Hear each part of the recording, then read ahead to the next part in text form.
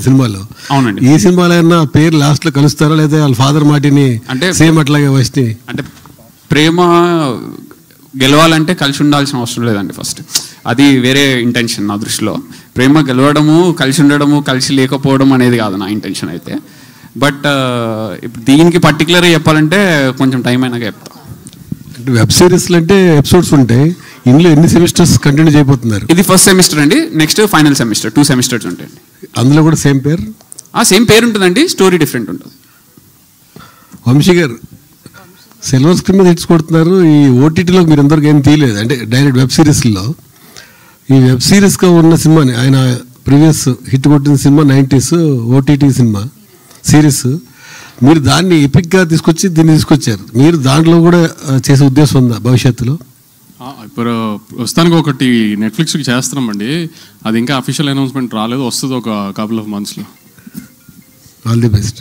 Thank you so much media for your questions. One last question Vamsi garu ఇక్కడ అంటే ఇందాక ఒక మీరు బాధను వ్యక్తం చేశారు, ఐబొమ్మ రవిని రాబిన్ హుడ్. ఆ టాపిక్ వదిలే, నేను ఆ టాపిక్ వద్దు. ఆ టాపిక్ మాట్లాడితే నాకు పండగ సినిమా వస్తుంది, దాన్ని ఏదో బ్రష్ పట్టిస్తారు, వద్దు. నేనేదో కామెడీ కన్నా అక్కడితో అది అయిపోయింది. ఓకే, థ్యాంక్ యూ అండి, థ్యాంక్ యూ సో మచ్. ఇంకో క్వశ్చన్ ఉంది వంశీ గారు. యాక్చువల్గా ఆనంద్ గారు మీ బ్యానర్లో ఇంకొక సినిమా కూడా చేశారు, తక్షకుడు అని. అది డైరెక్ట్గా ఓటీటీకి ఇస్తున్నారు, ఎందుకని థియేటర్కి రావట్లేదు అది?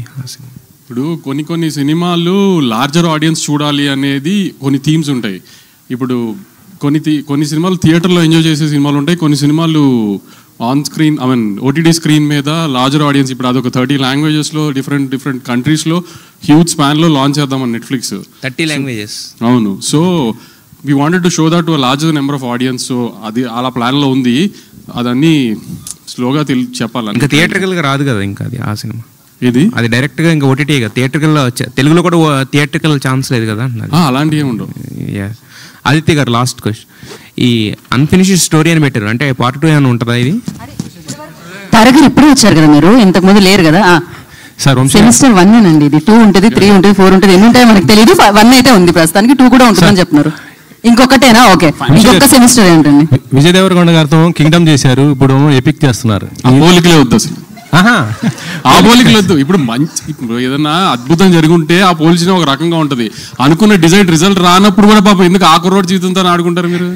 మనం అంటే కొట్టుకుంటాం రెగ్యులర్ కామనే, ఆ కుర్రోడ్ జీవితంతో ఎందుకు ఆడుకుంటారు? ఇద్దరు కలిపి మరి ఏమన్నా మళ్ళీ నెక్స్ట్ ఏమన్నా ప్లాన్? అసలు అలాంటి ప్లానింగే లేదండి, అసలు అలాంటి ప్లానింగే లేదు. ఓకే, ఈ కార్యక్రమం ఇంతటితో సమాప్తం అండి. Thank you so much media for your questions, and thank you so much మీ అందరికీ ఎపిక్ ని పిక్ చేసినందుకు. అండ్ అఫ్ కోర్స్ ఇంకా చాలా ఈవెంట్స్ ఉన్నాయి, కలుసుకుందాం. థ్యాంక్ యూ అండి.